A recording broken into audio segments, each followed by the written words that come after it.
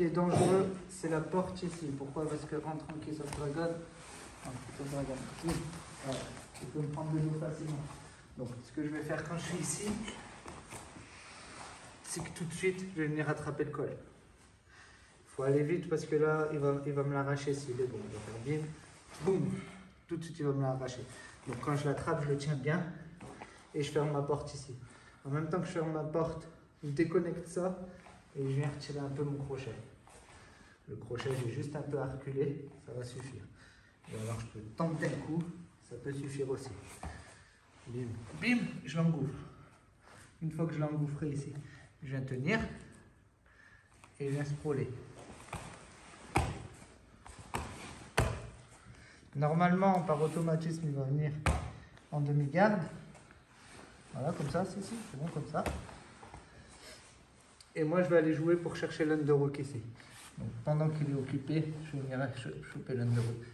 J'ai attrapé le col. Normalement, je suis passé quand j'ai le col ici. Je vais aller poser ma tête, me rapprocher et venir lui écarter la jambe.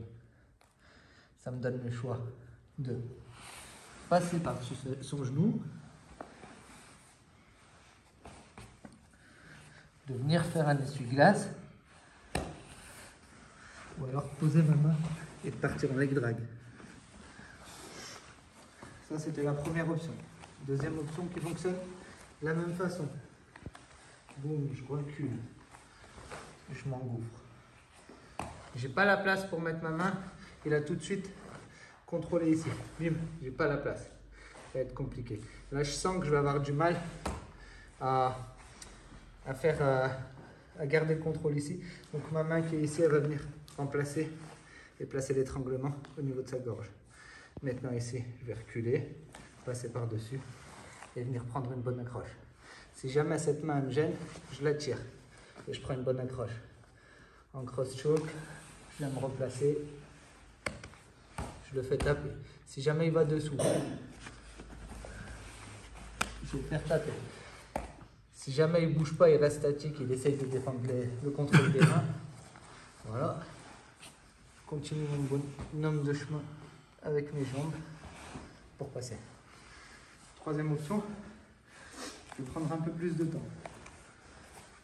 Hop, je suis ici.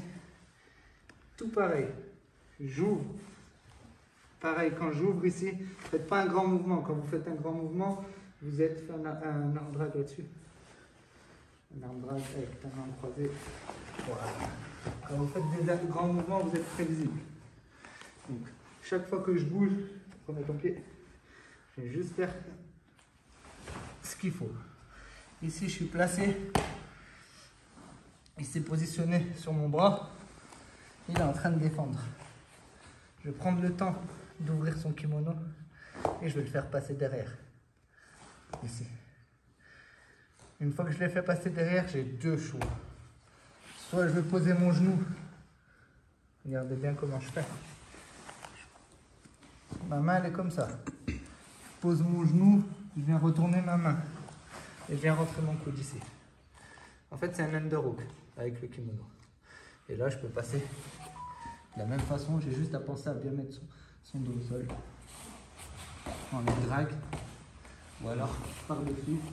Ou alors directement en montée. Soit la deuxième option, c'est d'aller en baseball choke et de l'étrangler. Bing, bing. Je prends le kimono, je le passe par-dessus.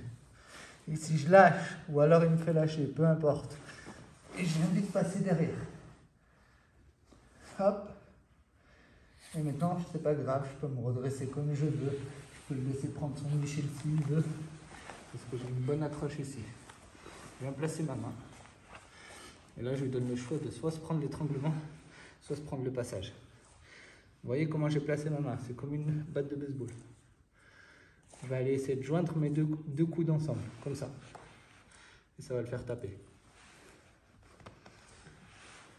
En général, quand je commence à le faire, il va lâcher sa garde parce que le mieux pour lui, c'est d'aller là-bas.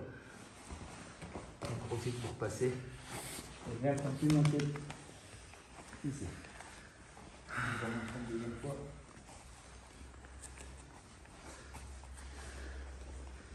Hop. sprawl, sprawl, sprawl, sprawl. Je vois son kimono disponible, je le tire au max que je peux.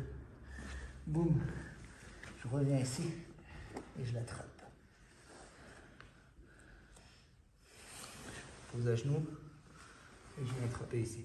Vous n'êtes pas obligé de venir attraper ici. Vous pouvez attraper ici. C'est pareil.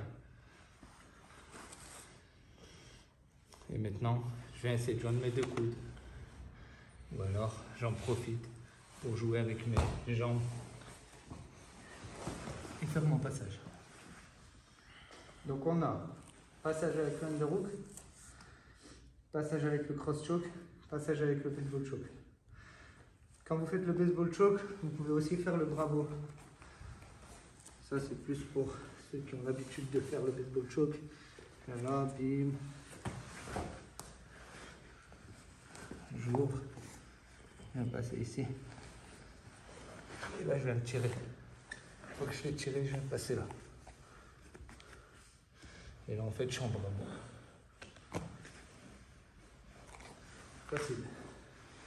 Allez go, 1, 2.